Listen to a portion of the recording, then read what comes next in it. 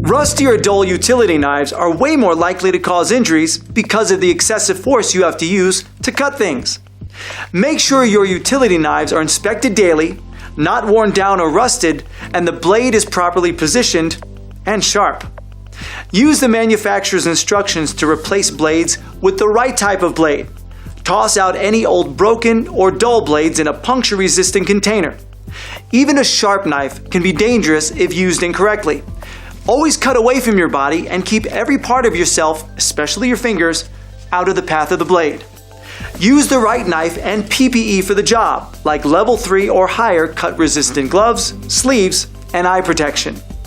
If you're using a lot of pressure to get the job done, go find a bigger or sharper knife. Only use utility knives for their intended purpose. That means don't use it as a screwdriver or try to pry things loose with it.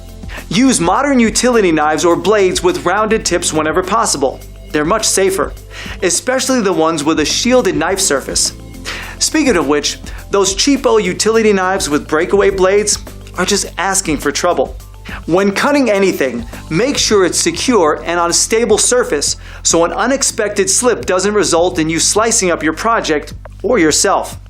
Clean off the handle for a firm grip if needed, and make sure you have a spacious, well-lit, distraction-free workplace before cutting. Speaking of distractions, don't let anyone or anything distract you from your task. Your coworker's new knock-knock joke isn't worth losing a finger.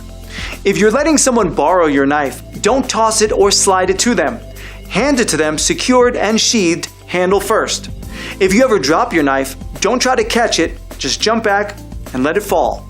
Make sure when you're done using the knife, you retract the blade tip all the way back into the handle. Store it somewhere safe and secure when not in use. On that note, don't walk around with the blade exposed because, well, it's creepy, but more importantly, it's unsafe.